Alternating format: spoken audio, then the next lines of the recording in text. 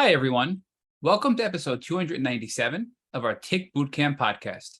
The title of today's interview is Zack of All Trades, an interview with Zack Jones. My name is Matt Sabatello. My name is Richard Johannesson. You're in for a treat today to learn about Lyme treatments given all throughout the world, from the United States all the way to Germany. Zack Jones grew up in the States on the West Coast in California. He then moved to Germany, and he's calling in today for this interview from France.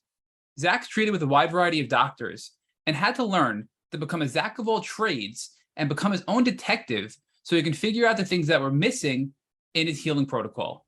He's partnered with a team of doctors. He's learned how his personalized genetics had an impact on the treatments he was previously given and how to overcome those hurdles. And he shares all of this right here on our Tick Bootcamp podcast. So without further ado, Zack Jones in Zack of All Trades. Zack Jones, Zack Delicious, Zack of All Trades. Welcome to the Tick Bootcamp podcast. Awesome. Thanks for having me, guys. Well, we're really excited to have you. We always like the big personalities on our podcast, as you know, and you're clearly one of the big personalities because you have so many names and you've lived in so many different places. So, Zack, why don't you first introduce yourself to the folks by sharing with us where you live and what you're currently doing for work? Yeah. So currently I live in Germany. I actually followed my wife's career, which was more recent development. I had a career guiding, traveling all over the world, guiding bike tours basically, and other aspects of that. And we actually met on a trip, which never happens in 20 years of guiding. And we really liked each other. And then she had a dream job come up and it was in Germany. So I'm like, this is tough because it wasn't on my radar. I get paid to travel. It wasn't all that novel for me to live in Europe. And, but it's turned out to be amazing. And so for work, I still do a little bit of the guiding. We recently had a kid, recently as in the last 17 months.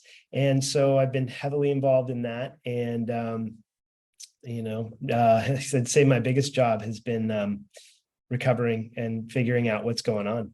Well, congratulations first on the baby. I mean, holy cow, is your life about to change, Zack? And one of the things that I want to share with you is that nice head of hair that you have is going to be dissipating soon because as the father of 4 daughters myself, I went from having nice hair like you to having no hair. So tell me what it's going to feel like to be a hairless man.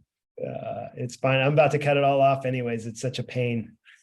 All right, well, get ready because you're not going to have to cut it off. It's going to fall out of your head. I just watched Derek Jeter's documentary here, the New York Yankee icon, and he shared that all of his hair fell out of his head when he had 2 daughters. So it's going to be coming, brother. It's coming soon. So all right. Thanks for the warning. Yeah. So Zack, give us some background about your life here in the U.S. Talk to us about where you grew up and what it was like for you to grow up as a before you became a European Yankee. What was it like growing up here in the U.S.? Yeah, so I grew up in the San Francisco Bay Area, mostly there in Texas. And I went to Texas kicking and screaming, and I went back to California as quickly as I can. So to apologize to any of my Texas friends that may be listening, they already know this. And yeah, it was just, I bounced around the Bay Area a whole bunch. I had separated parents. And so kind of back and forth, and it was either one side of the Bay or the other. So one side being San Francisco area and the other being Oakland or maybe north up in Marin. So lots of instability, I would say, more or less, but also lots of exposure to different places and different people. So what is it that you were passionate about during your childhood? Meaning what was it that you thought your aptitude was, and what is it that you were passionate about developing? Yeah. So, outdoors was a big part of my growing up. A lot of the places, we always seemed to live in the hills, which was great. And so oftentimes we'd have trails right out of the back of our house, and I would go wandering. And I remember at 5, even 4 years old, I had a little just pseudo camp kit. It had like a plastic canteen.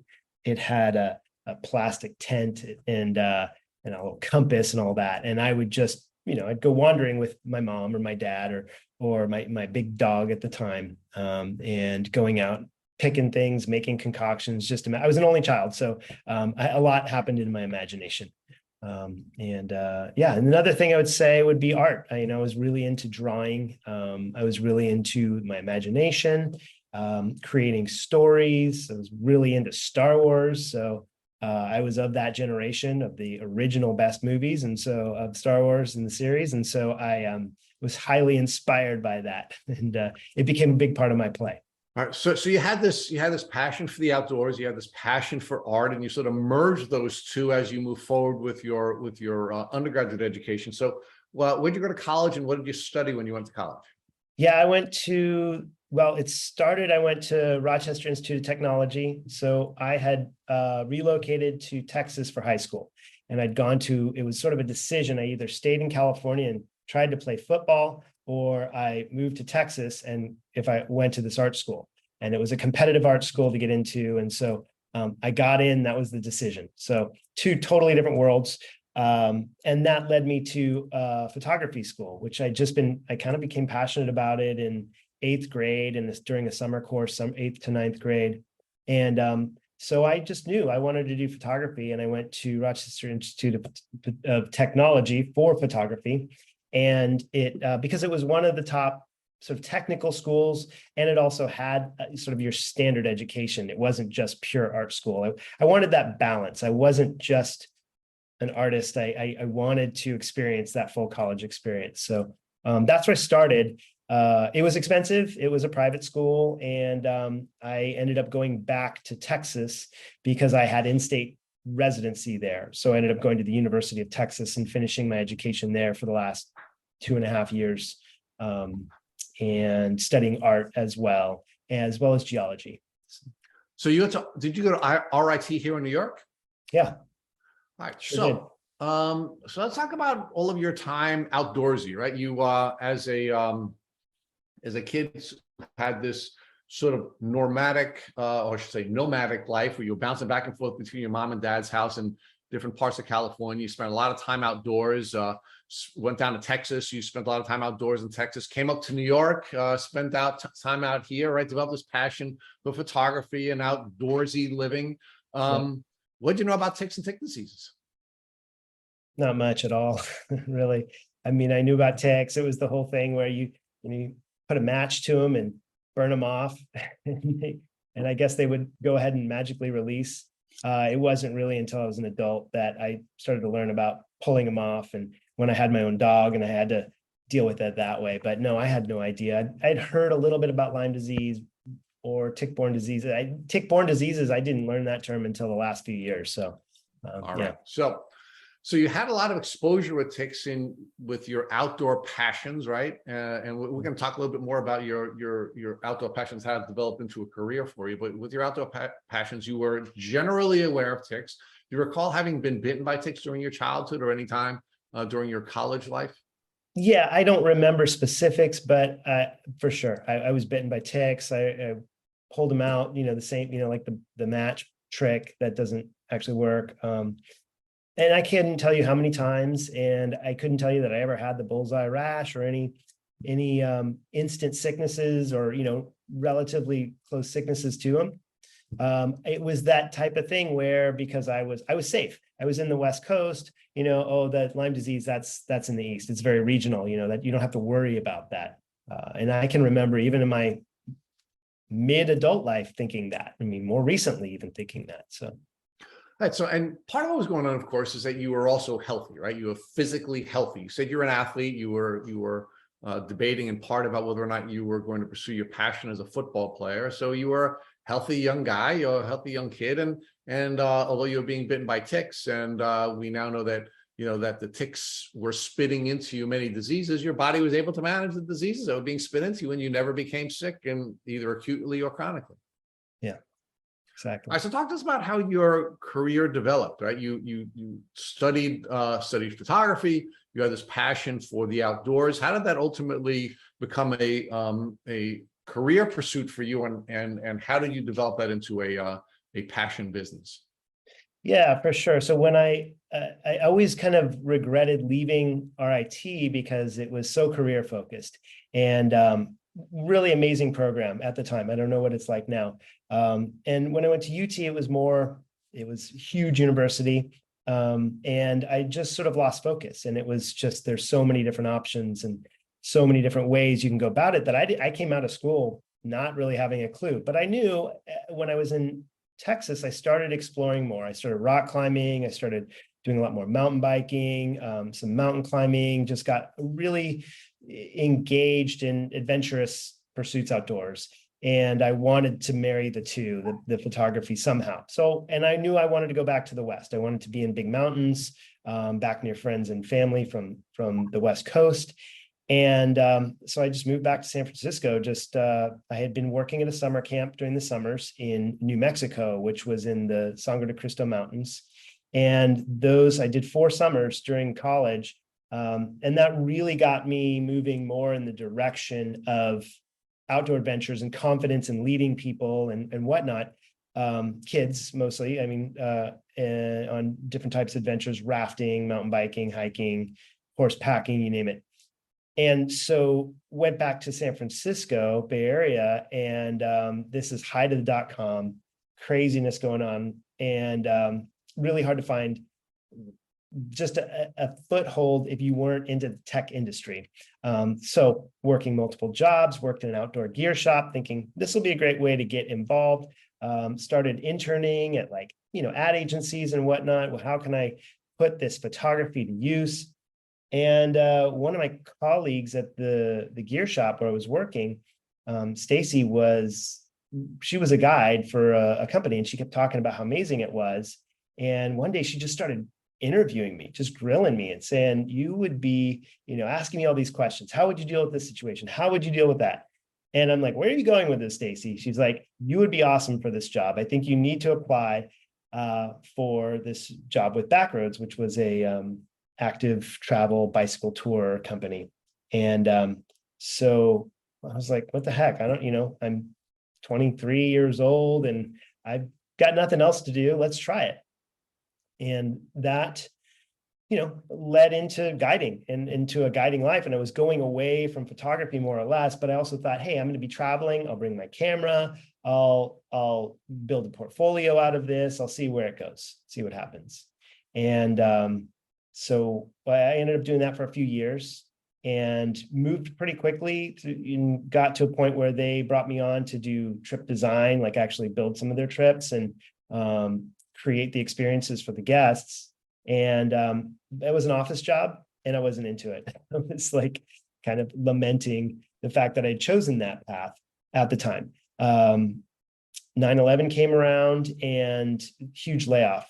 Travel industry took a big crash and I had to figure out something else. And so I went back to my passion. I was like, I'm going back to school. I'm finishing that RIT sort of program, but instead I'm going to go to this school in Santa Barbara.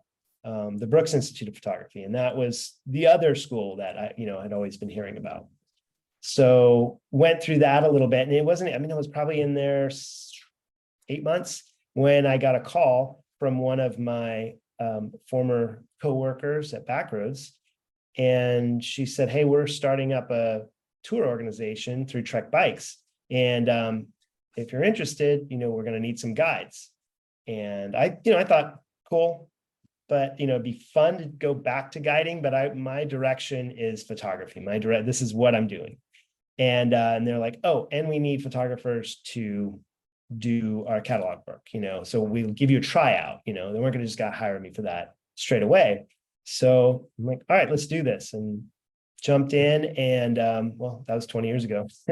And it just kind of took off because I had this perfect combination of I got to guide, I got to lead people, I got to work in a very extrovert environment that I craved, but also had the creative aspect where I could, be sent out on trips and I could do the photography and do that more introvert sort of pursuit.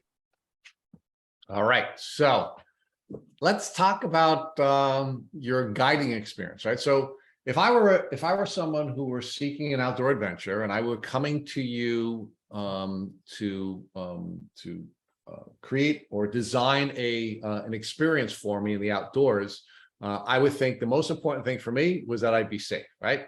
If I just wanted to go run around and be reckless, I wouldn't need you. So keeping me safe was your primary job. Am I correct in that, or would I be unique in expecting that to be part of my experience? No, you're absolutely correct. It's the biggest, most important talk that we do. every trip, safety talk, and we have the slogan, safety never takes a vacation, so you're right. All right. So if safety doesn't take a vacation, and that's a part of the basic training that you would give me before you would create my guest experience, would a part of that safety talk include keeping me safe from ticks and tick diseases? It will now. Well, had it in the past. But it hasn't. You've had a almost 30-year career doing this, between the time that you were working at Backroad, and then ultimately when you worked for the startup after 9/11, which you've continued to work for many years, the Trek Bike Experience. Had you first of all been trained on how to keep people safe from ticks and tick diseases? Yeah, no, I mean, I've done relatively extensive wilderness medicine, and it's touched upon, and I haven't done the courses in probably about 4 years now, as far as the advanced medicine, the wilderness first responder and whatnot. And maybe it's more touched upon because I think it is reaching a more sort of mass understanding, but it was never a big part of it. It was always about more of the preventative or life-threatening situations, meaning immediate life-threatening, not long-term kill you over, a long time. Right. So the things you could see, like snakes and bears, and something that might attack you, or maybe big cats, depending on wherever it is that you're lighting the tour, you're giving the tour. But you certainly weren't training people to check themselves with ticks while they're on the tour, and to make sure that tick checks are a part of every single day's experience. If we were working in a region, say South Carolina, I'm trying to think of some of the trips that I may have, North Carolina, where I may have guided, it would be a thing. We would mention that, hey, check yourself for ticks.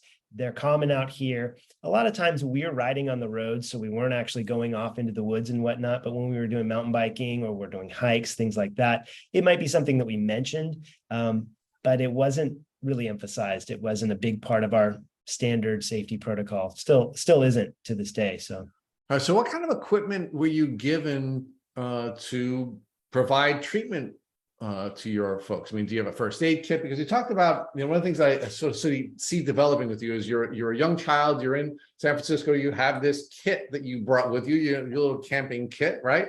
And then you go for this quasi interview with I think your friend Stacy, who's asking you about all these different situations. I'm sure she didn't ask you about what you do if one of your wards had a tick biting them while you were on the hiking or trekking experience. You then have, you're working for two of the top trip design customer experience companies in the world. And, I'm just wondering, like, if you have a first aid kit, what's in that? And were there any tick tools available to you to help someone if they were bitten by a tick? there were little bite kits, I think they may even be called tick bite kits. There's snake bite kits, all these kind of things, which really never got much use. Oftentimes they're there. We had extensive first aid kits. We had, all the sort of, bandages that you could want. And, what are they? I'm spacing on the names of the, like aspirin and Advil and all those kind of things. And we couldn't actually administer those. It's the kind of thing where I'm going to open the first aid kit and you can take what you would like. But yeah, absolutely. I mean, we have AEDs in the vans, so we're prepared for the emergencies. Benadryl in the case of allergic reactions, those kind of things. But it wasn't something very common, that we would. Okay, so now let's talk about your personal experience, right? So you're a guy who's traveling all over the world. You have a passion for travel. You have a passion for photography. When's the first time you start to experience what you now know to be the symptoms of your tick disease? Yeah, so 2007 was the most obvious occurrence, I guess. And, I can, looking back beyond that, I can start to reflect on maybe some indicators. But really, it was, I think, a sort of a straw that broke the camel's back scenario, which I hear a lot of in your podcast and the stories of a lot of your guests, where there was one thing that just sort of everything changed. And for me, I was in Honduras and I was on a vacation down there. We were there to scuba dive and hike and see the Mayan ruins. We did a little horseback ride on a beach, beautiful. It was getting late, so our guide took us the shortcut, which was just mosquito infested.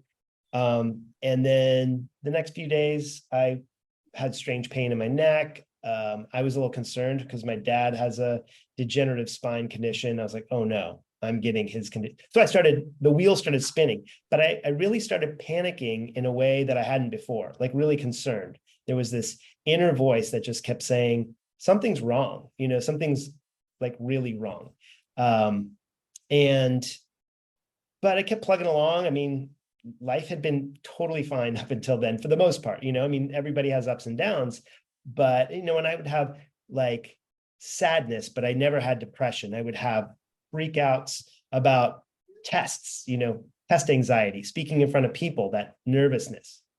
Never had a panic attack to what I then experienced at 80 feet below the water when I was diving, and I had a panic attack. First, and I didn't know what was going on. I just all of a sudden felt the weight of the ocean on top of me and needed to get out of there immediately. And I was pretty well, advanced certification in diving. I knew all the scenarios. I knew how to deal with it.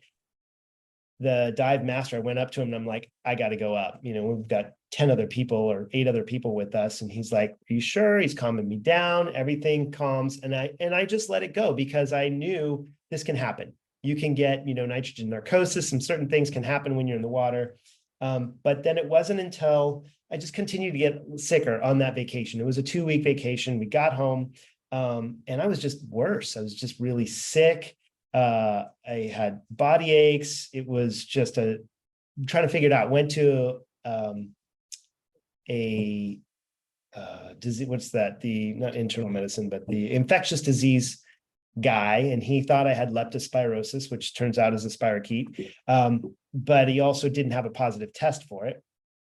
And then decided, it was a friend who was a pediatrician was like, I think you might have dengue fever. They looked at that. They said, that's a virus. We can't do anything, but we'll give you some antivirals and you should be fine in a few weeks. And sure enough, I was fine in a few weeks. And that seemed like everything was okay. This just happens. I'm going to be fine. I'd been really sick for about a month, was super drained. I was pretty athletic. I rode bikes a lot. And I had an event in Idaho that I had to drive to from Oregon. And on that drive, I had another panic attack, but this one was just mother of all panic attacks out of nowhere. And that was literally just looking off at, kind of beautiful scenery and boom. And I don't, panic attack doesn't really describe what it is. And anybody who has it knows this. It's just this sort of, oh man, it wasn't even me. I don't know where I was, what was happening. And I had to pull the car over and stop and call my mom and be like, whoa, I don't know what just happened. And that just started sort of a series of them. That was the worst one, but it just kind of kept happening on and off for the next literally 4 or 5 years. And it was accompanied by depression. It was all what I thought, was psychological, really. All right. So Zack, let's explore that a little bit more, right? So you said that prior to 2007, your survival software had been triggered. Yep. There would be events like giving a speech in front of a group of people, or there were other events that would cause your survival software to trigger, but it would untrigger and you would just go about, living your life. But then in 2007, when you were in Honduras, your survival software triggered, and this conversation between your body and your subconscious mind and your conscious mind started to be something that was concerning, and it started to be debilitating, and it didn't untrigger. Like you knew something was wrong, and you knew something was bad, and as a result of that, your mind took you in a number of different places. Perhaps you had some genetic disorder and you were now going to be on this path with that your dad had been on, or perhaps something else was wrong, right? And then you started to get symptomatic, right? You started to get sick And because you started to get physically ill, you started to treat with doctors, right? Yeah. Now, when you started to treat with the doctors, they gave you a couple of diagnoses. One may have been a bacterial infection. One may have been a virus that you were suffering, and they treated you with some antivirals and maybe some Antibiotics. antibiotics. But unfortunately, the conversation between your body, your subconscious mind, and your brain continued, right? You continue to sort of have this survival software triggering, right? So you knew what was going on was not what you were diagnosed with, and you knew what you were being treated with at that time wasn't adequate. So what were you doing when this conversation was taking place in your body? Were you continuing to listen to that conversation? Were you continuing to take steps, or were you just sort of allowing sort of the ebb and flow of what you were considering, perhaps an emotional or psychological illness to just sort of ebb and flow? Yeah, I was listening to it. I was very in tune to it. I wanted to know what it had to say. What do you want me to do about it? And I was trying everything that I knew that I could, whether it be the traditional standard medicine or alternative medicine. My partner at the time was an acupuncturist, so I was exposed to a lot of alternative medicine. So that it was trying everything.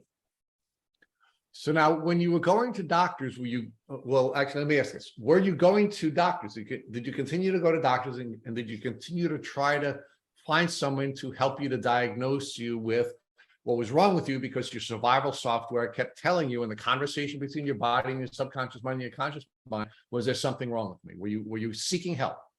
Yeah, I was seeking help, I would say, because there was no physical illness that I could identify beyond that month-long period after Honduras and after. I wasn't really going to anything other than how do I was looking here. I was just looking in the brain, because that's where it seemed like I thought everything was happening. I did keep getting just those internal messages, that internal dialogue of like, there's something wrong and it's not just your head, but I didn't know what to do about it. So I went to acupuncture, I went to body work, I went to do EMDR, I did, medication. I went to a nurse practitioner and to psychiatrists and had SPECT brain scans. And I just kept trying new things. I found naturopaths. That's when I discovered about naturopaths. And it was probably one of the naturopaths that I went to where I started to get success with certain herbs or supplements. I remember like maca being something, and a lot of vitamin B, and but yeah, I was pursuing everything. Okay, so now, how were you as a patient? Were you being very detailed in first listing your symptoms so that you can pass them on to your practitioners? And if you were you do you believe you were giving them enough information to properly diagnose you with what much later became a diagnosis for Lyme disease? Yeah, gosh, that's a good question. I think I was giving them good information about symptoms, but I don't know that I was putting together the right picture, or even really going to the right people that knew how to put that picture together. And that's what I kept looking for. I kept changing which doctors I went to. And I did have a general practitioner that, he put me on citalopram, which was a mild dose of citalopram. This was like 4 years on. And that in combination with the naturopath that I was seeing seemed to kind of shift some things in a positive direction. And but it took 4 years to get there. So Zach, look, as adaptive beings, our species has developed, this set of signals that we often ignore, right? And part of the reason why we often ignore the conversation that's taking place in our body is because doctors gaslight us and they tell us that there's really nothing wrong with us, or because doctors aren't able to diagnose us, we start to doubt the conversation that you've defined so well that Yeah. you were participating in between your body, your mind, and your brain. At some point, did you either begin to doubt the survival software that was triggering in you because either doctors told you there was nothing wrong with you because your diagnostic testing was not showing anything, or did anyone ever tell you, hey, Zack, there's nothing wrong with you, it's all in your head? Yeah, I think people were helpful to the extent that they knew how to be. Nobody was trying to brush my challenges under the carpet. I didn't know, but I knew that there was something more to it. I just didn't know why or how. It was just like you said, the survival software inside was starting to go haywire. And that was just the first wave. I mean, that was just the psychological wave, because the second wave didn't happen until 2016 when,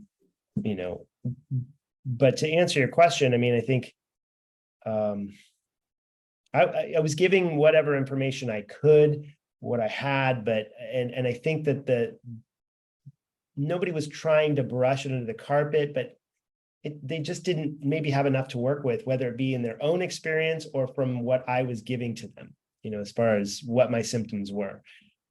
And literally my symptoms were all in my head.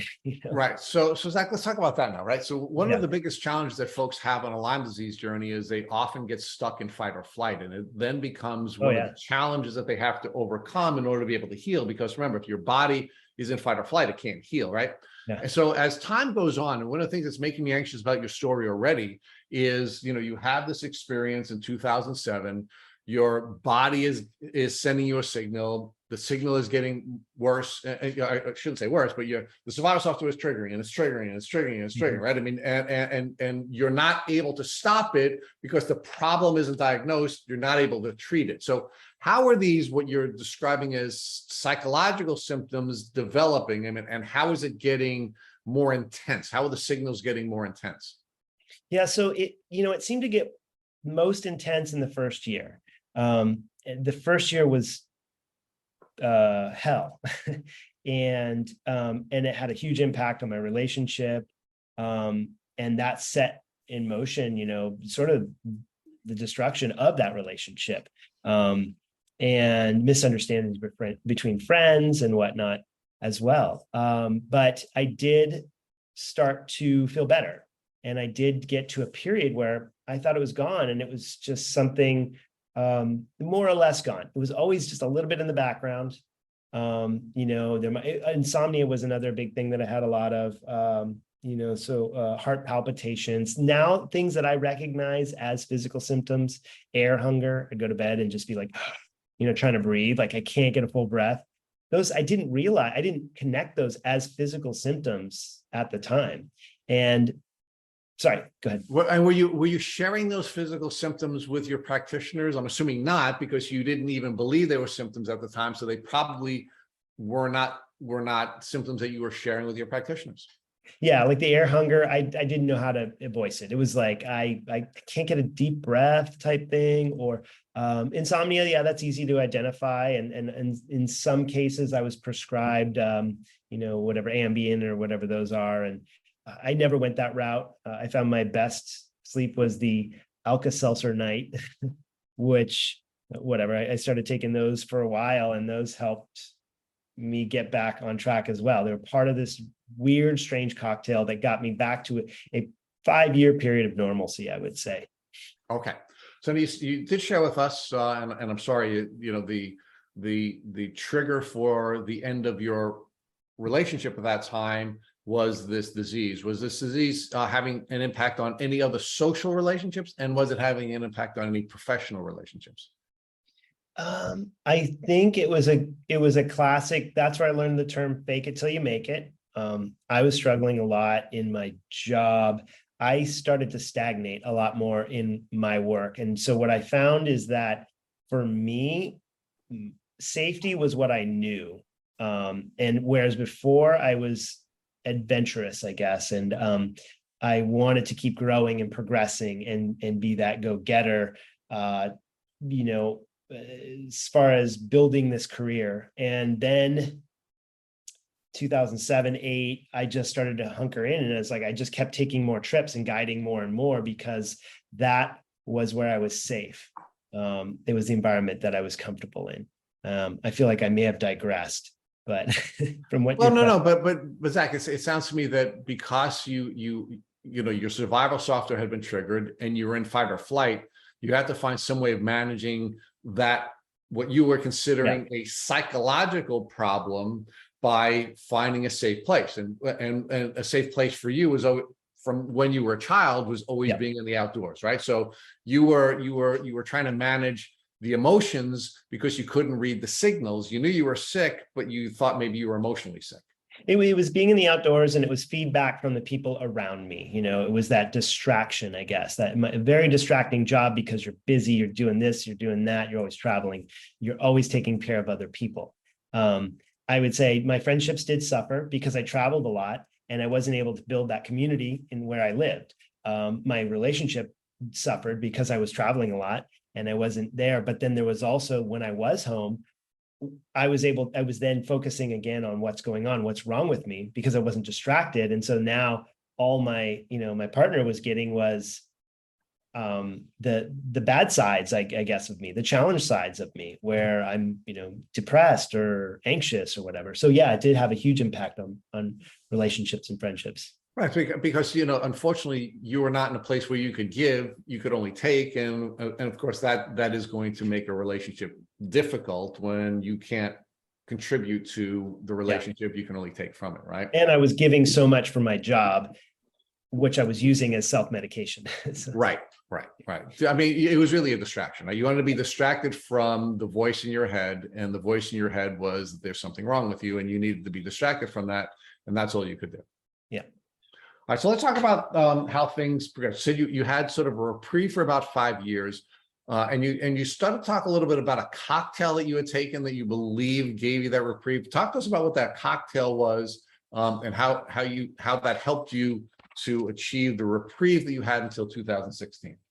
Yeah, I wish I'd kept better track of all this, but I would say the citalopram, it was small, 10 milligrams, something like that, which was slow and low. My doctor was like, slow and low. Let's just keep you doing that.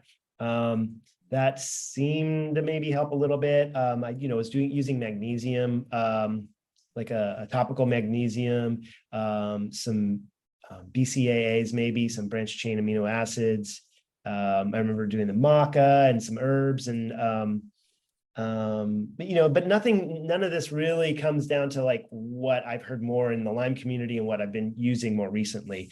There's a little bit of crossover. The Alka-Seltzer, doing those Alka-Seltzer nights, where it was how I was able to sleep consistently, even though it's probably doing other damage because of the NSAIDs and whatever else is in there. But it got me through, and that was the cocktail. And then I was able to sort of taper off of the citalopram and taper off of other things until I just wasn't really considering it.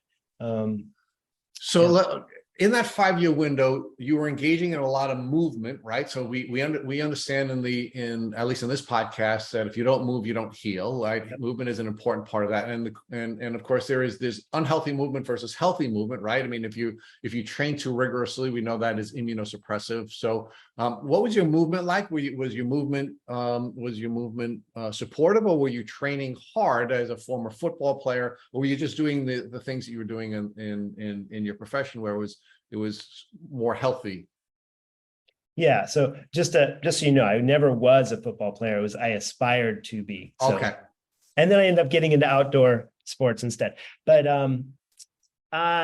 yes, I was very active. I wasn't competitive, but I did half marathons and a few bike races when I could. It was hard I wanted to be more competitive, but participating in events anyways, but my job was hard to do that because I wasn't able to train. So I always had a baseline of fitness.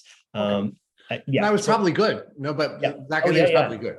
Yeah, I think it was better because an example of when you are as a guide, you're not doing it necessarily at your pace.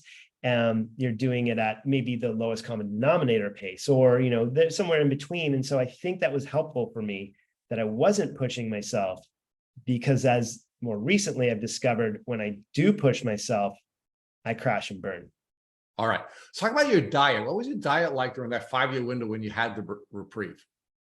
Yeah, my diet has always been decent, but I didn't really know much about it. I had been a vegetarian for about 7 years. I had broken my leg right before I got that first panic attack in 2007. And the doctor was like, if you want to heal up pretty quick, you might want, and it was my femur. So I, lost a ton of blood. They were like, you need to start eating some meat. So I started eating some meat, and that was it. But I was healthy, but I wasn't healthy. You know what I'm saying? It was like what I understood as healthy. More recently, I've started to learn more about different options, paleo options, ketogenic diets, the importance of organics or, those kind of things. And I don't think that I was focusing on that. So what I thought was healthy, I was aware of healthy, but not really. Okay. So let's talk about 2016, because that's when the crash arrives. Talk to us about the 2016 crash and what was going on in your life just before the crash. Yeah. So I had I had lived in Bend, Oregon for about 10 years, 2005, 2015. 2015 was a really good year. Things were moving in a great direction, but there was an opportunity that we kind of couldn't pass up. We moved to Grand Junction, Colorado. And, as you know, when you move, you pick up and you have to change, you have to meet all new friends, you have to figure things out. I was just a lot of transition. And I had the year before, I had designed a trip down in Chile, and I was pretty sure that, I was going to go away from guiding as much as I could. I was going to go more into photography and make that just my straight career. Somehow 1 year later, I find myself going down to Chile to guide, which, doesn't sound bad, but it was just kind of stuck in a cycle. And so I get down there and I'm just thinking about that a little bit, about where I'm in life, and boom, another huge panic attack, like the first one. And just, man, insomnia and all sorts of crazy stuff going on. And that's when I was like, there's something going on. Along about the same time, I was having a little bit of strange pain in my mouth, in my jaw. And I knew that I had an impacted wisdom tooth. So I kind of figured that was what it was. So now let's talk about the panic attacks a little bit more. Because really a panic attack is your body screaming at you, right? Your body's screaming at you, there's something's wrong. Were you reading your panic attack that way, or how were you reading your panic attack? At that point, I definitely was reading it as something else is going on. So this is that shift pretty early on from psychological, mental, emotional to physical. I'm like, this is not normal. This is a physical response. Panic. I know panic from when you panic about something, whatever, you forget your keys somewhere or whatever. And there's that feeling, that flush. Well, this was happening for no reason. It's that physiological response and the constantly nervous gut and, almost like I couldn't eat, lost all appetite. And it was a very physical experience. It wasn't just in my head. And I knew, I was like, okay, something's up, and it's physical. All right. So Zach, so you discover this dental issue. When you discover the dental issue, did you rationalize that that's why you were having these anxiety attacks? I now have an understanding of what the physical issue is, or not? Not immediately. So it took about a year of that pain getting worse until I finally said, I'm going to deal with this. I'm going to go to the, whatever that surgeon is that removes your wisdom teeth. I can't remember. And Oral surgeon? Oral surgeon. Yeah, there's another one. But anyways. Endodontist? Yeah, so endodontist. And so, and he was great. And he looked at it, and the x-rays was like, well, that's pretty bad. But, if you're not having any pain, then we'll just leave it alone. I was like, I'm having pain. It's weird. Sharp nerve pain. He's like, okay, let's take it out. Took it out. Pain was still there. Exactly the same. There was some shards of bone and stuff that was still coming out. So he decided to do another surgery to get the rest of it out. Maybe some of it was resting on the nerve, and that still even worse. And so that started, probably year and a half, I started realizing, I think there's a connection here. I'm not sure what it is, but I think there's a connection.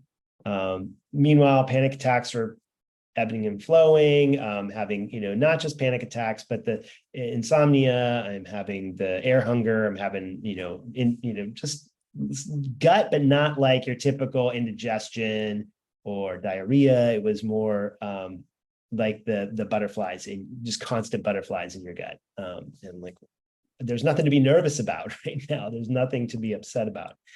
So that started the direction. And it just kind of kept getting worse. The mood, depression, anxiety, all that.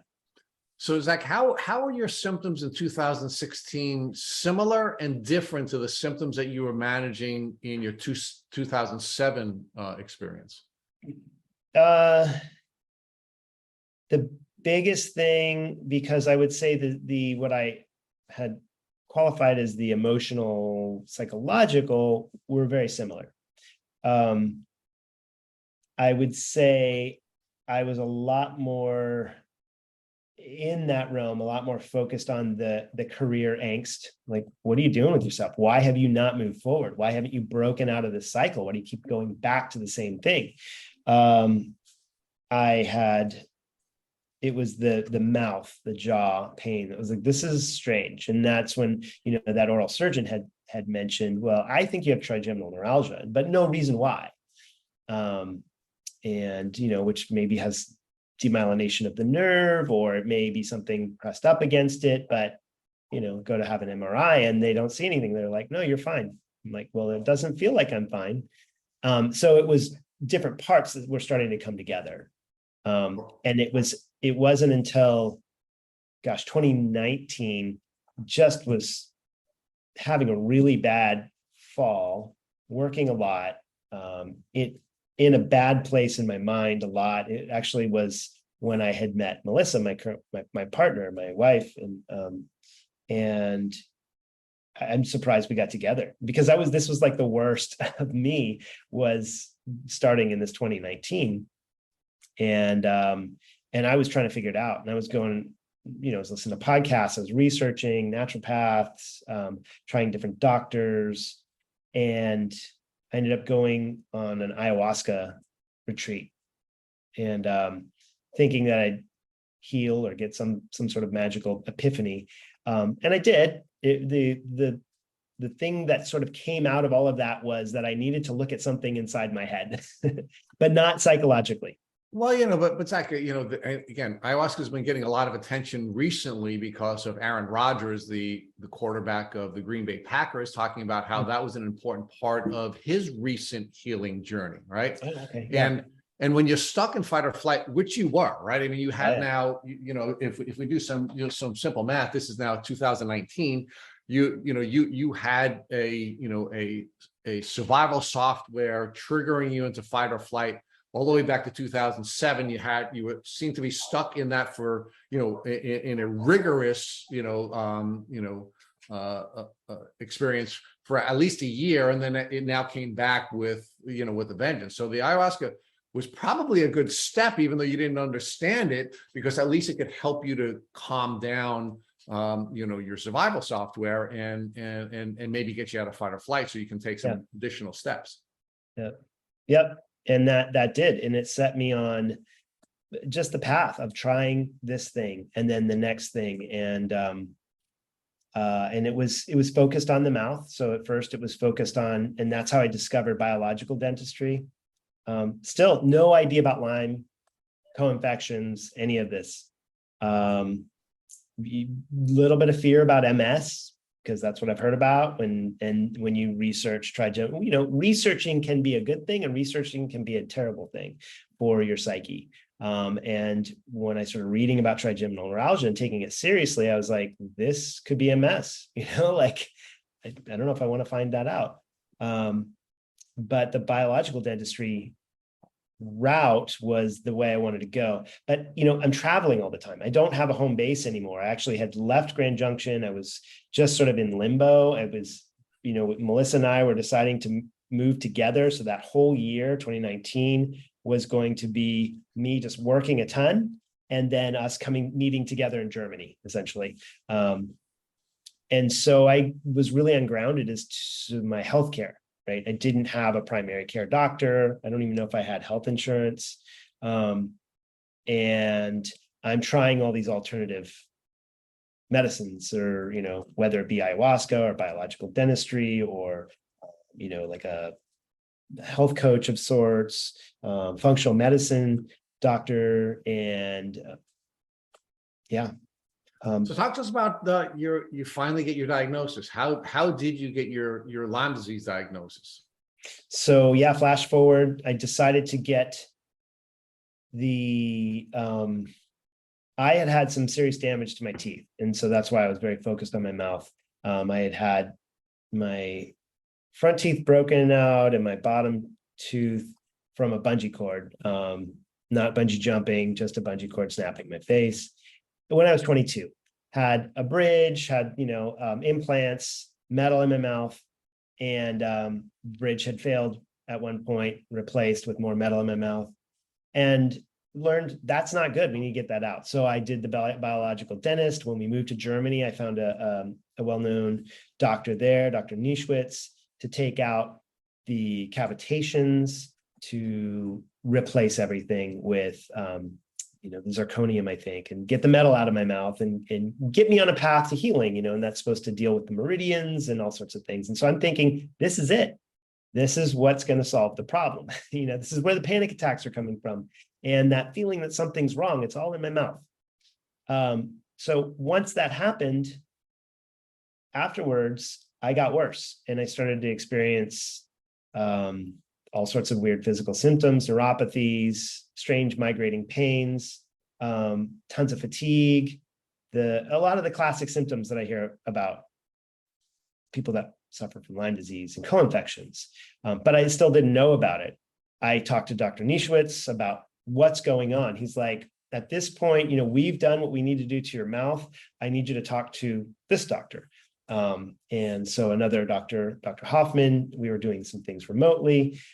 She got me on a track where I was dealing with another doctor in Germany, and a few anti-parasite type things. She was using ART, is that autonomic response testing, over the phone. So I'm like, this is crazy, but I'm going to go with it. I don't know what else to do. And so that leads me to another doctor, who then multiple doctors. Ultimately, I get a clinical sort of diagnosis of Bartonella in 2020, fall of 2020. And it wasn't until going through treatments that year to the following fall, last fall, 2021, that I more or less came down through my own research that this sounds like Lyme.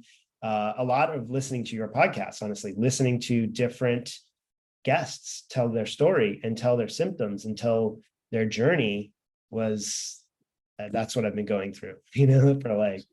So Zach, let's talk about the BART for a minute. So Bartonella is, a very interesting element of the, the Lyme complex, or the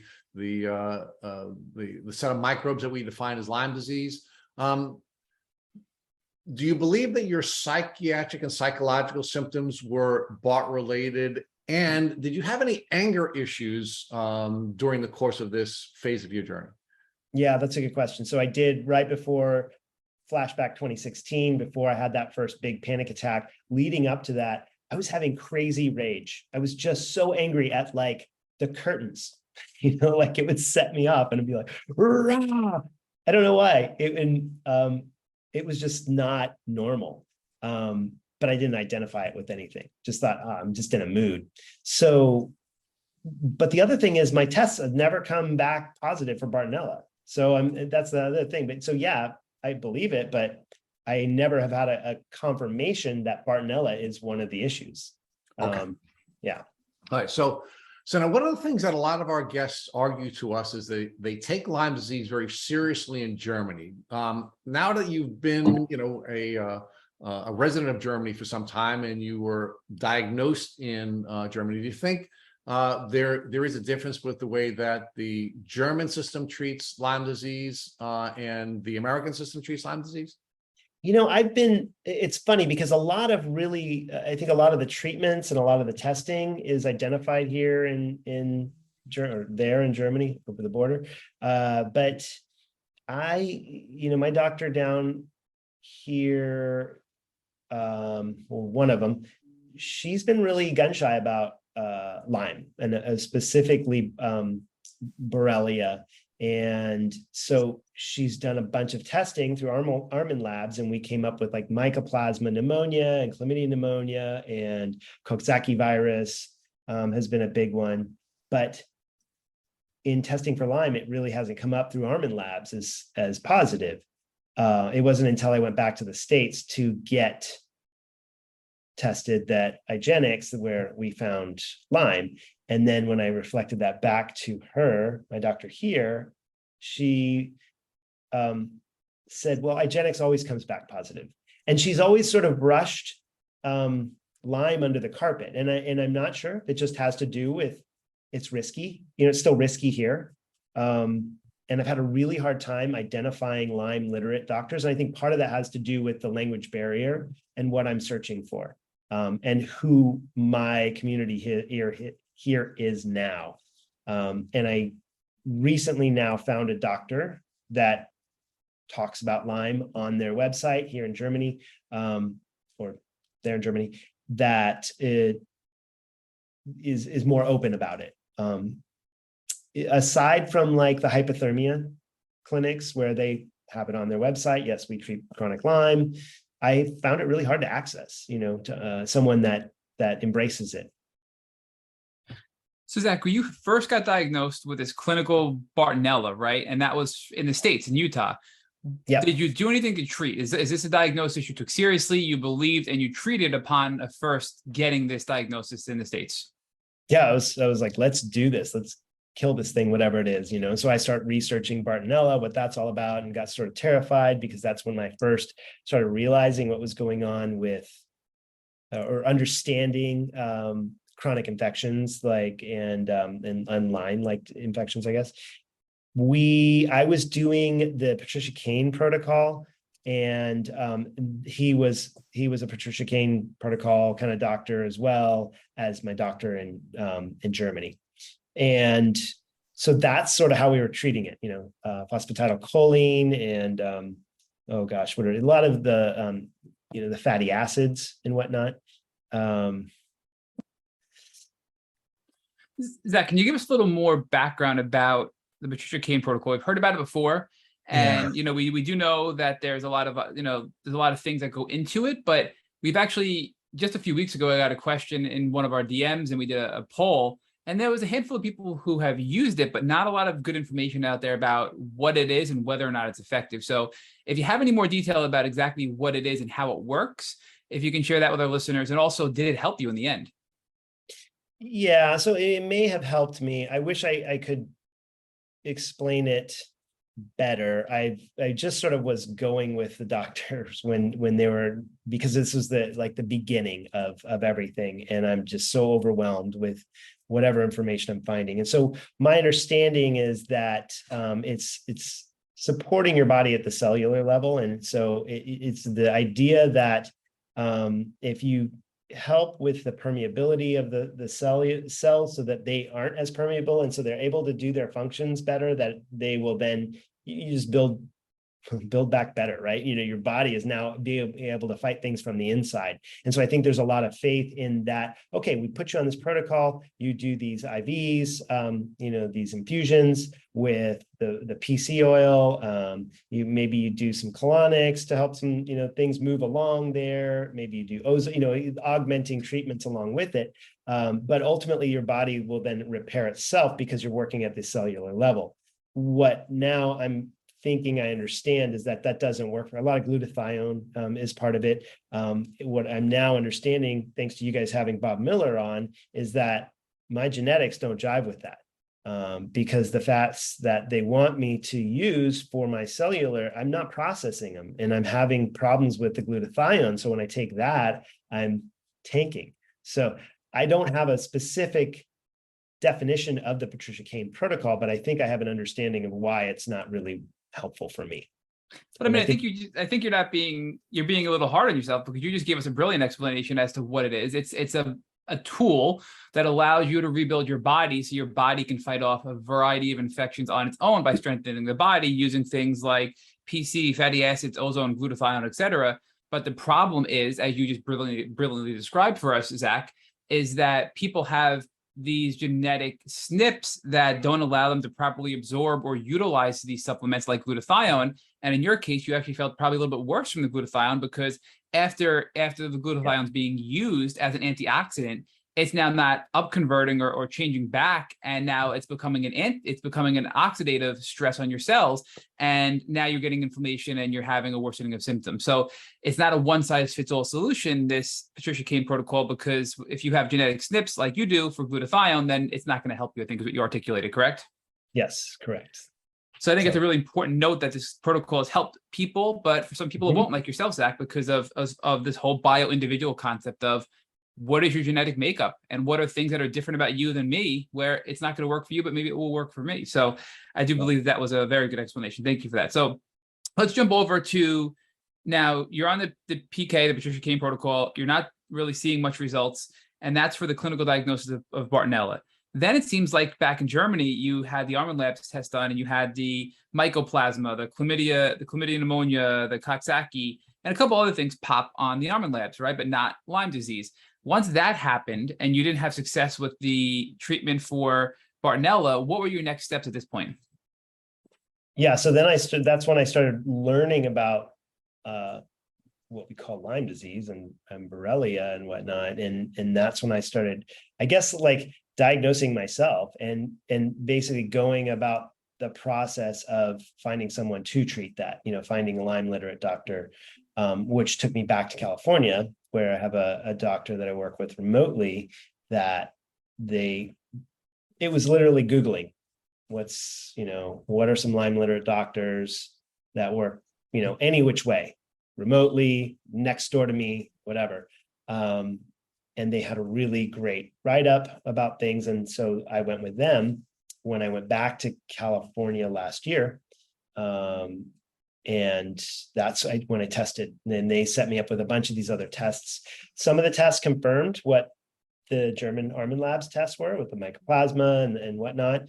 The protocol that they put me on, that I was on for about 6 more months, ended up getting me to another test this last April, where a lot of the mycoplasma was down. A lot of the other things were down and there was no Lyme, but now I need to go back and do IGeneX or some other test, because I don't believe that. It's like, well, the tests may say that you're okay, but I still feel like crap, and I'm getting worse in some ways. So that's where it's such an art.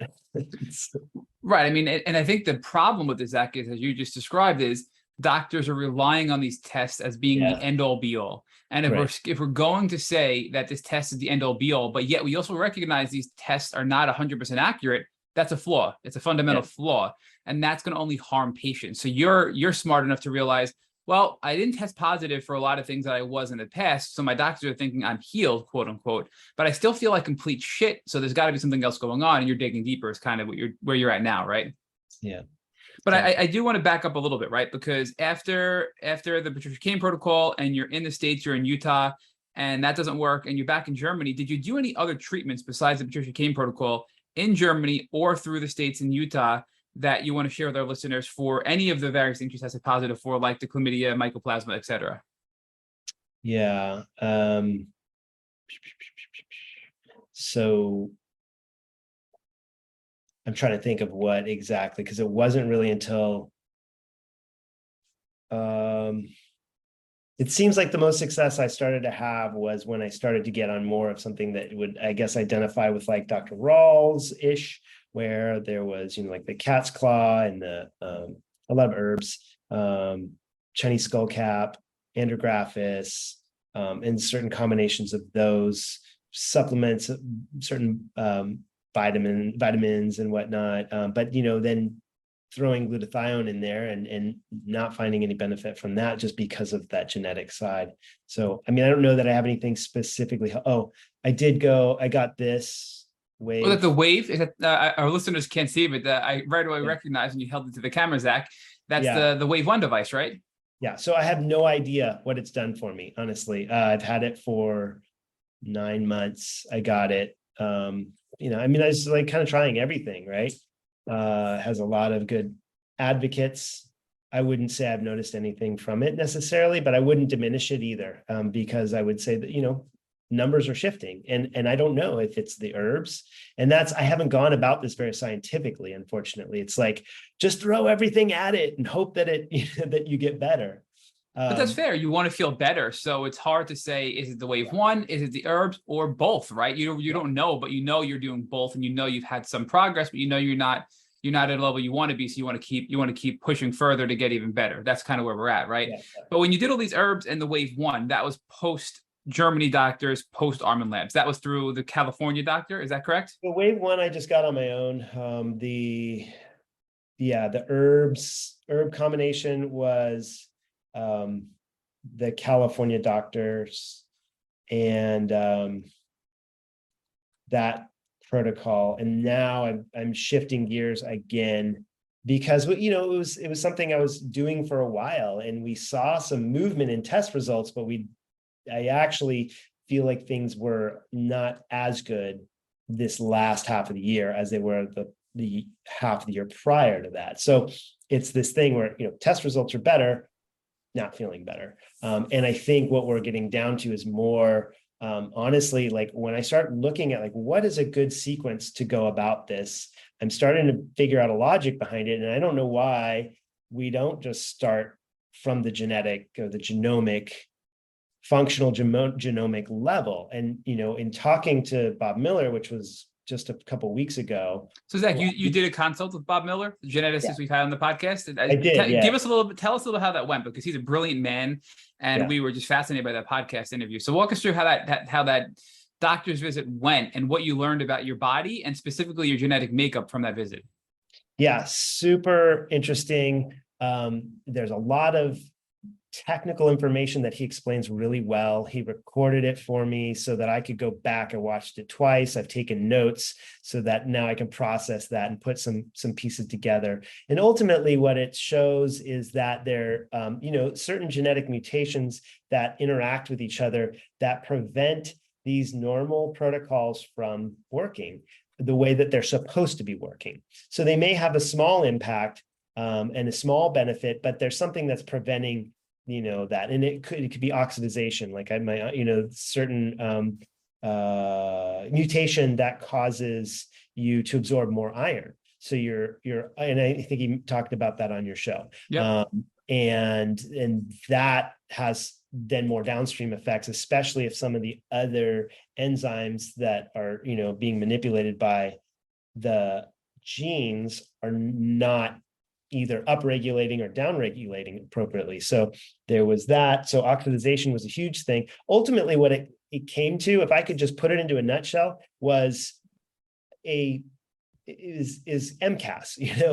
It's the what is that acronym? I know you know. Oh, mast cell activation syndrome. Mast cell activation. And so what I came away thinking about that, and then when I started researching, he didn't say that it was MCAS, but he talked about how the mast cells are being activated because of histamine reactions. There's inflammation ultimately that we're trying to bring down through various channels.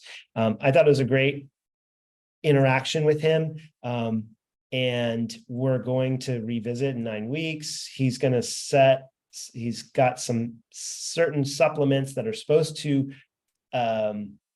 what does he say? Sort of offset, because you can't change the genes, but you can counterbalance and you can offset some of those reactions. So that's why I say, I think it's really important that people start somewhere like that. Look at what your individual makeup is, and then build out from there before you start trying all these, blanket protocols.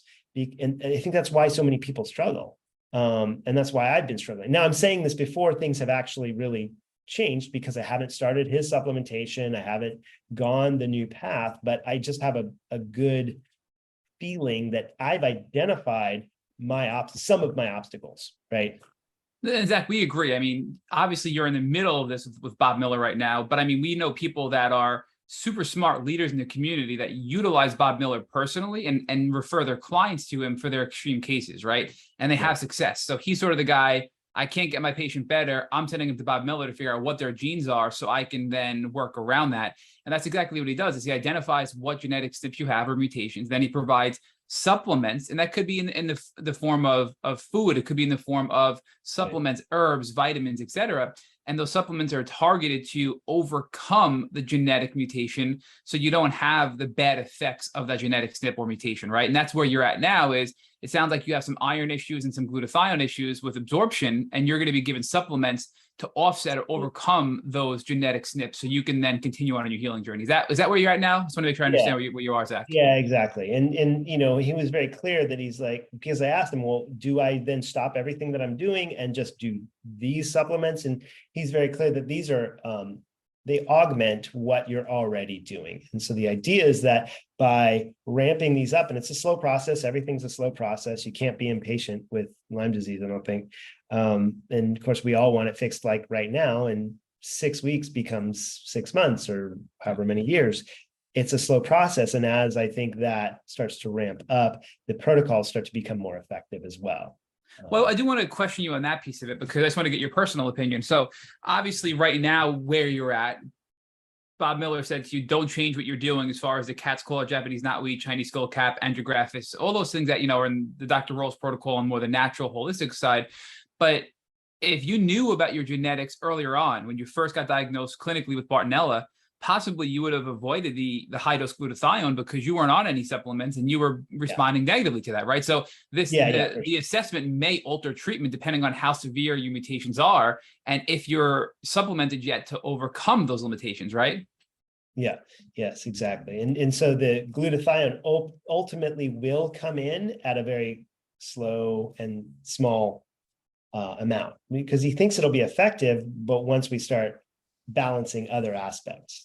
Right. So the glutathione is still helpful, but it's not helpful until you can get your genetic mutations under control, I think is what you're saying, right?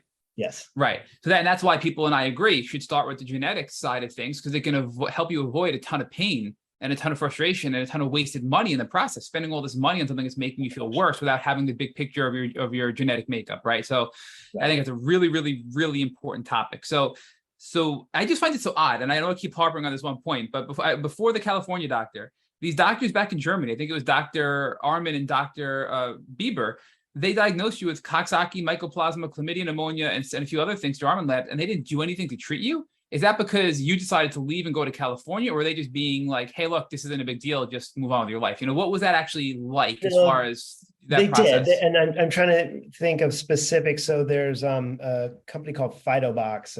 I remember there being some formulas essentially that come in that. And there's a Phytobox 1 and a Phytobox 3, and a lot of them have those elements of that in there. So they would have the cat's claw or the angiographis, or they'd have certain herb combinations. So yeah, I was definitely doing that. And some others like the Nutrimetics, which I guess is part of the Cowden protocol, they threw some of those in there. So there was like Takuna and Mike P, MYC-P. And you know, a lot of these things, I'm just like, I was working full time. I was, you know, just had a baby, and I'm like, okay, I'll take it. Let's just throw it in the mix. And I didn't have a lot of time to research what it was all about. As I got with the California doctors, and I was like, this stuff isn't working as well. So it was not just Patricia Kane. It was Patricia Kane plus certain herbal concoctions. But that came after Patricia Kane, correct? So Patricia Kane was for the clinical Bartonella, and then when you had the German doctors, you were doing Nutrimetics, Phytobox, and you still weren't feeling better on the, you know, the second iteration of doctors and testing, which led you to your third, right? Or is that how it worked, or was it really all overlapped together at the same time? It was overlapping. Patricia Kane came in with the initial testing, which I didn't even really talk about, and that had to do more with like heavy metals and they did like a fatty acid profile testing and whatnot. But that Patricia Kane was the first sort of protocol that I was introduced to. And then as we started identifying things like potentially Bartonella, but then tested mycoplasma, in chlamydia, pneumonia, and the Coxsackie, specifically small amounts of EBV, small, little levels of certain things. That's when they brought in these herbs to add to that. And that was only within a window of maybe 3 or 4 months.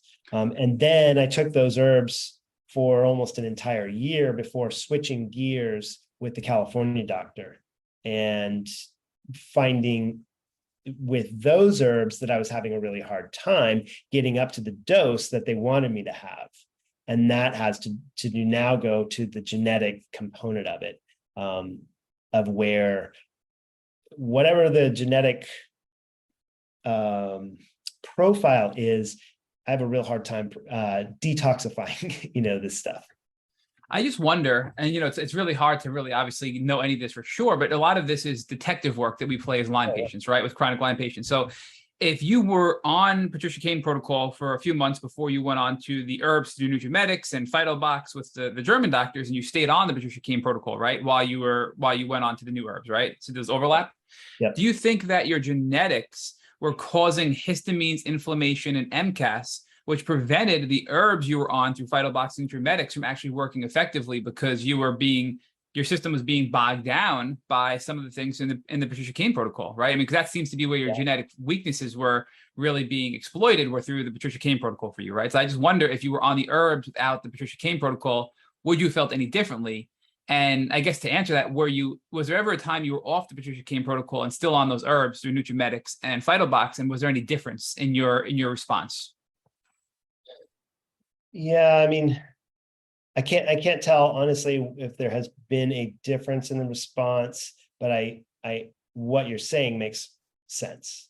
As far as, I think the Patricia Kane protocol ultimately was helpful in the detoxification of certain elements that I needed to deal with, and that was the heavy metals, because we were able to test within a few months and see some really significant results.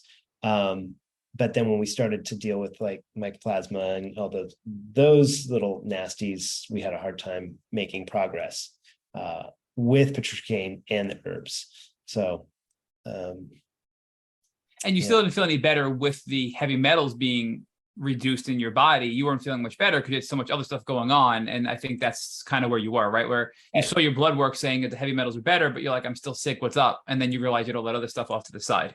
Honestly, I think I felt a little bit better. I took some work in Utah. So I was guiding for a period of 8 weeks, feeling pretty good, going to the doctor that she recommended in Utah, great guy. And he just, but we were doing glutathione and we were doing, colonics, and the colonics were, I thought it was the colonics, but I think it was actually the glutathione that was wreaking havoc. And the more I did the treatments, because they were saying, well, you do multiple of these treatments, the more you do, the better you start to feel cumulatively. And I was like, that's not my experience. I'm like feeling worse. And it was this antioxidant that was actually oxidizing, So yes, I think there was benefit from Patricia Kane to a certain extent in the beginning.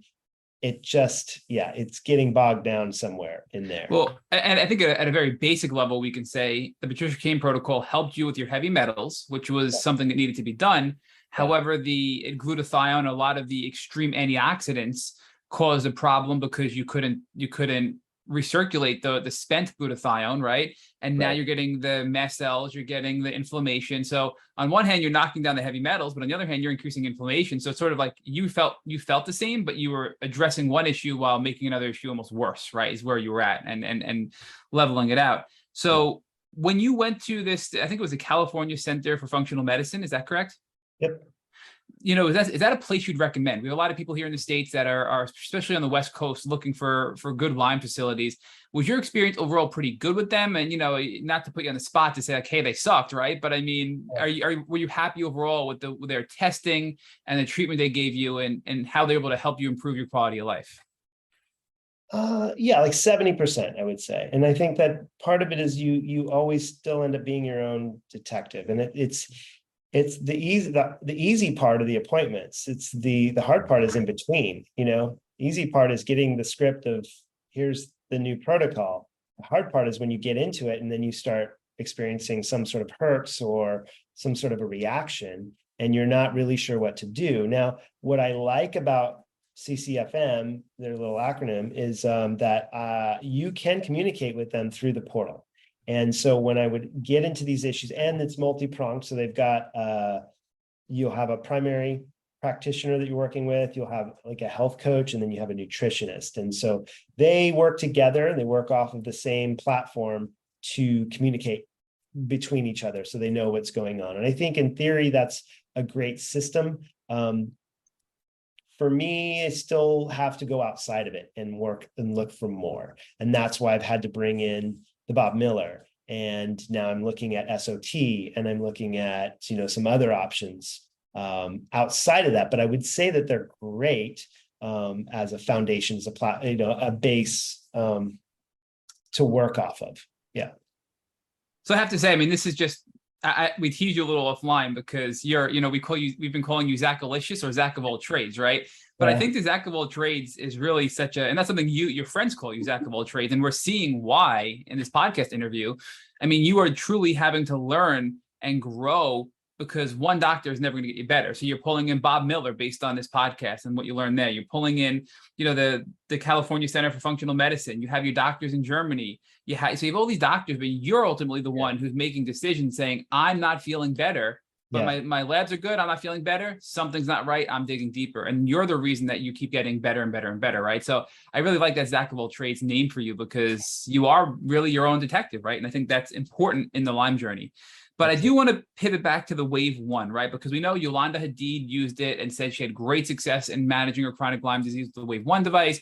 So many people get it. It uses frequency therapy to sort of, balance out or cancel out the bacteria using this frequency or waves that go into your body. What was your experience? I know you said it's hard to tell if that was the improvement or it was the herbs, cat's claw, Japanese knotweed, Chinese skullcap, andrographis. Yeah. But I mean, do you have any thoughts at all on the Wave 1 that you can share with our listeners? And even price wise, is it bang for your buck? Any feedback you can give us on that device? I thought it was a healthy investment. It was a tough pill to swallow. I think the thing that pushed me over the edge was like, hey, if it doesn't work in 6 months, you can send it back and get your money back. And I missed that 6-month window. I think I was definitely on the fence of sending it back. But I think partly because the effects perhaps are subtle. For me, I did notice sometimes when I would ramp it up, because you can control it within the computer app, the level that you're receiving for the 3 different modes, it hurts a little bit more. I would have more of a response beyond that. So to me, that indicated that something was going on, right? And so I was like, this is good. Because if I wasn't getting a reaction, I would kind of think, well, this is just putting a light on my skin, And so now I believe that it is doing something. Like I said, I didn't go about things really scientifically as far as keeping them separate. And so that's why it's really hard for me to vouch for what did what, It could have contributed, now that I know what I know about the genomic side of things, it could have contributed to actually more inflammation in die-off, and then difficulty with my body managing that. So we know your iron absorption. We know you had an issue with glutathione and obviously detoxing in general, right? So, but I think here's another important note though, I think, because many people question, does it even work the Wave 1? Because we've had people tell us, is it just a snake oil salesman product? Is it just like you said, a light shining on my leg that's going to do nothing, right? Or my wrist or whatever it is. But I mean, you're putting on your detective hat. I mean, here we are, Zack of All Trades again, where your analysis of this is, I wore the device, and when I jacked up the frequency to a higher level, I had Herxheimer reaction, which means it's doing something. So it clearly isn't just a fake or a fake product. It's doing something, but it really matters. Will it work in everybody, and how well did it work in you? I think is where you're at. Correct? And yeah, exactly. And I think that's the same with any treatment, is that, is your body ready for it? Is this the right treatment at the right time? Are you, the detox channels or pathways prepared for what this is going to do within you, and that's probably the biggest challenge to any of these health journeys is figuring that out. So Zach, talk to us about, we talked in your pre-interview questionnaire, you mentioned these FMTs and how they were very helpful in your treatment. So if you can, walk us through for our listeners, what are FMTs and how do they help you in your journey? Because they seem to be like really, really powerful and pivotal in getting you a quality of life improvement. Yeah, it's so funny. First time I heard about it, I was like, that sounds terrible. It's so gross. So it's fecal microbiota transplant. And essentially they more or less put poop in your system, in your colon, in your there's multiple ways that they can do that. They can do them by pills, so you're literally eating crap, or they can do it by an enema.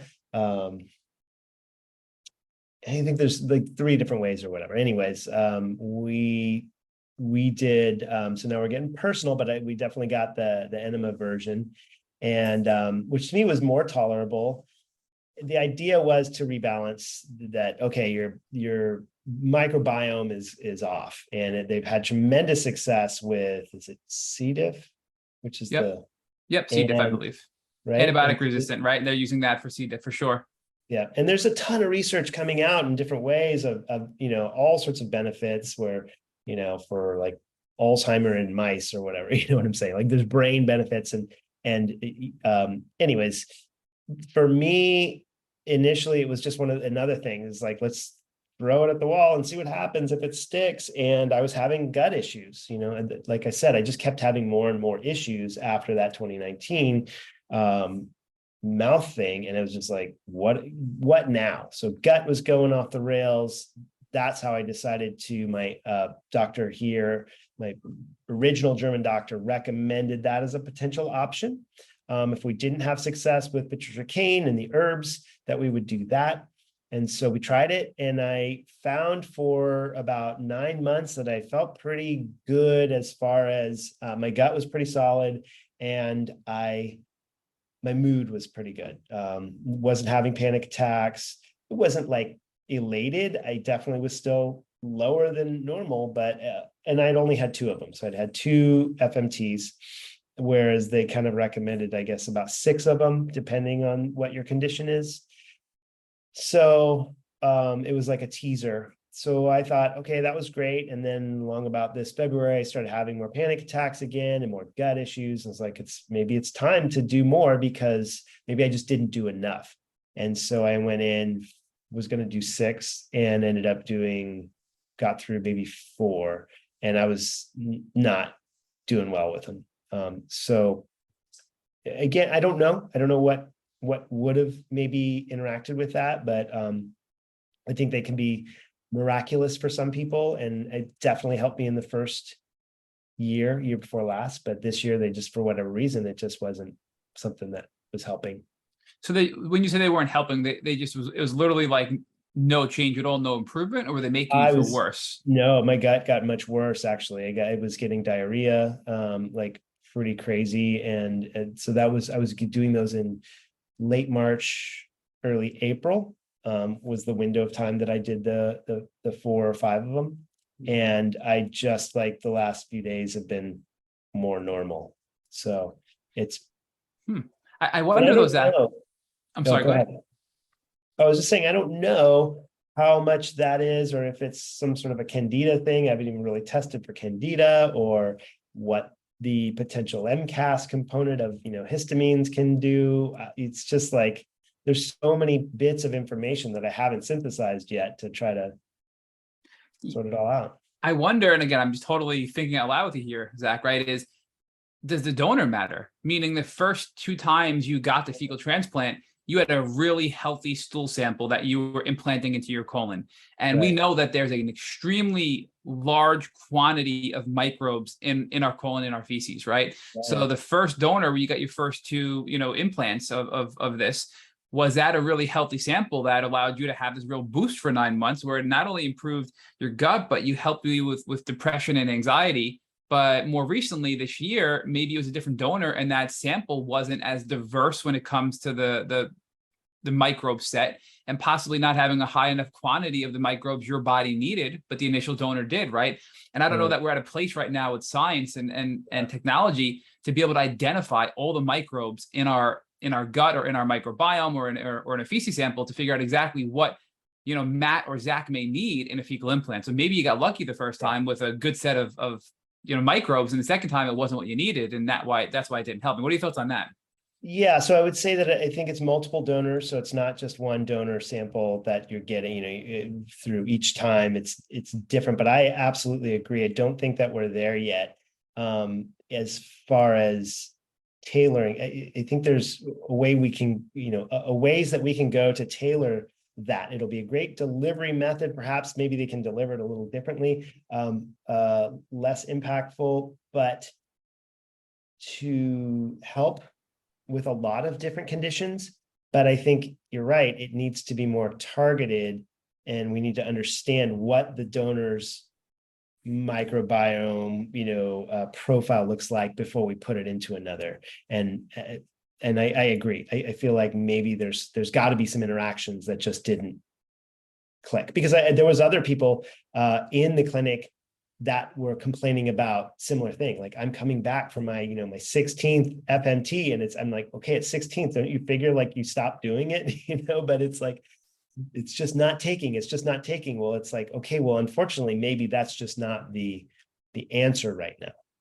So Zach, walk us through, I mean, obviously where you are now, even though you're continuing on with these, and I love that you're using cat's claw, Japanese knotweed, Chinese skullcap, and andrographis, because those are some of the key ingredients in Dr. Roll's Restore Kit that I use and Rich uses, and we've had great success with.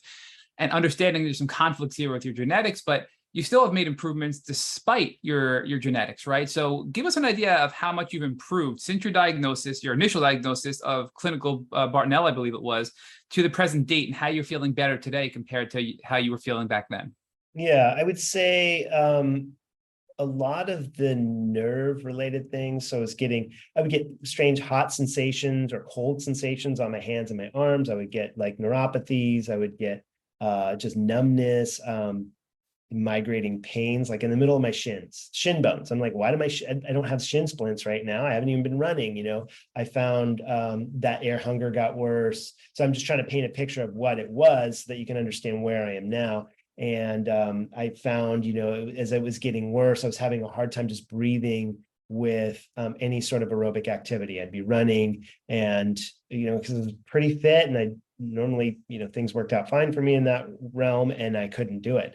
I would run half mile and be like, I can't, I got to stop and like lean over and touch my side. Like, this is the first time I've ran, and I was getting extreme fatigue. I was just falling asleep at work, on my computer, anywhere, honestly. Lack of motivation.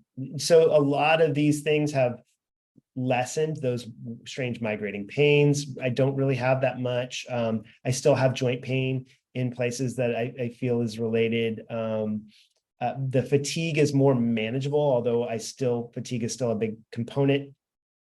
For a while, mood was actually pretty good. As I was mentioning, I'd maybe say like 70%. We've regressed a little bit there. But it feels like it's stabilized, I guess. It's stabilized. There are things that are working, but there's things that are conflicting. And so we're trying to find the right formula to then do that upward trend again, somehow. And moving forward, Zach, your plan is to now, you already met with Bob Miller, you're going to be getting supplements, and you're going to start taking these supplements to offset your genetics, right? That's coming in the near future? Yep, exactly. So those should be started pretty soon. We talked about also the glutamate combination, whatever that has the GABA, right? So essentially it doesn't convert to the GABA. And anytime, I've always found that anytime I would take like a GABA supplement or something that affected that system, things would get worse. So I knew that something was going on there. So I don't remember which specific supplements, but it was to help offset that, so that system is working a little bit better in the mood. That glutamate to GABA genetic SNP is a really ugly one, right? That causes extreme anxiety, depression, overload. I mean, that's something he described on our podcast as being very significant. So if you have that as well, that certainly could be contributing to a lot of your depression and anxiety and panic attacks. I think there's a direct correlation there between those two things. Yeah, exactly. And in relation to the inflammation in general, that's happening. It creates that response. And we also know that you were looking at, you mentioned earlier, you're looking at using possibly SOT down the road. And in your pre-interview questionnaire, you talked about possibly looking at hyperthermia. So is that something you're kind of putting off to the side to see how you respond to the supplements from Bob Miller with, or are you going to be actively pursuing hyperthermia and or SOT in the near future as well? I think hypothermia would be an extreme. I'm not going to go that route right now. But SOT, yeah, I'm actively pursuing that. And another doctor that I'm working with now, and don't ask me to pronounce his name because it's like, I just call him Dr. M. He does SOTs here in Germany, and we're going to start with the Coxsackie virus because that's been the one thing that's been worse. It dropped in numbers a little bit, and then now it's worse, and it's just constantly been there. So we're going to address the Coxsackie virus. I need a new positive test for Lyme, and so I've got an IGeneX test kit that I just have to navigate getting that drawn, and then to them in the States in order to get that IGeneX test, which I'm pretty confident would still come back positive before we can consider doing an SOT for Lyme, for Borrelia. Zach, my final question before Rich picks back up is, you talked about MCAS, you talked about inflammation, and just a lot of the symptoms that you had to deal with. Share with our listeners any tools you used, even if it was just a pharmaceutical or a natural thing or whatever it may be, to help alleviate your symptoms while you were playing detective and getting your health better. What were you using to feel better? That maybe just be a Band-Aid, even, let's say, just so you can have a better quality of life while you were working on healing and getting the big picture of your health. Yeah. There's a couple things, and I don't know how helpful this will be for anybody. One thing is that it's always, and this definitely has to do more with the psychological side of things when you're having the depression, the anxiety, is to keep moving. And I keep doing. I keep active as much as I can within those boundaries of what I can. And I have to listen to my body and know that when I'm pushing too hard. There's sometimes you have to be distracted. Sometimes I have to find something to take me out of myself to get me to another space to move on. And what I've found is that regardless of how bad I've been in the depths of my own mind, in my memory, it's always worth doing something. It's always worth traveling if you can, having an experience, eating out, continuing your life, being with friends, because in your memory, you still have the good parts of that, and those are actually so much stronger so much more powerful than that negative feeling you may have been feeling in the moment. So that's been one of the most powerful things for me, is to keep moving. And I don't know. I mean, there's other small little things, but I think that's been the biggest. So, Zach, that is very powerful. That whole concept of making sure that you continue to live your life while you're on your healing journey is really, really powerful. And I think you've articulated that really beautifully. And there's one other thing I wanted to address with you, because, well, we're always looking for patterns of success here on Tick Bootcamp, as you know. And what we've seen is that one of the patterns for success is the development of teams and tools, right? And what we mean by development of teams and tools is you need to work with practitioners. You shouldn't be going out there and being the Zack of all trades by yourself. Right. What you should be doing is looking for shortcuts. And one of the best way of getting shortcuts is to find practitioners who have been trained in particular frameworks or have developed an understanding of particular healing frameworks, which then become a shortcut for you. So rather than you having to become a geneticist, or rather than you having to become a medical doctor or some other, type of discipline, you can find the people that you can assemble, take their knowledge as a shortcut, but even more importantly, have their experience in the context of helping you to take a healthy approach forward. So give me your thoughts about, how much of this you yourself should be in control of when you're in this trial and error phase of developing your healing journey, and how important is it to make sure that you're working with practitioners? Absolutely. Yeah. I mean, I've done both, right? I've gone out, I read something about, essential oils, went right out and bought essential oils and tried them and, whatever, without any sort of, guidance and other things. I've been guilty of that. And I've sometimes found reactions that I didn't understand. And so I had to just step away from them. And, I think you have to be the leader of your team, but you need a team. And putting that team together is hard, and it'll take time to find the right people. And sometimes people will play a role for a period of time, and then their time may be up. And that's what I found, like I had Dr. Nischwitz for a while, who helped with clear out my jaw and those things. But now his time I need to move on from that. And then what's the next thing? And not getting stuck in the same mode, but absolutely having the team. And then, like I said, being the leader. That means knowing yourself, doing enough of the research if you can to understand what you are putting into your body as far as what they're supposed to be doing. What are the herbs? What are the supplements? What are the medications? And what are the potential interactions, or how are they supposed to be working? What is the timeline? What's the parameters of the Herx response that should happen? These things, you start to build knowledge, and you understand that from the top, and then you have your team to help manage whether it be the symptoms or, the ultimate treatments.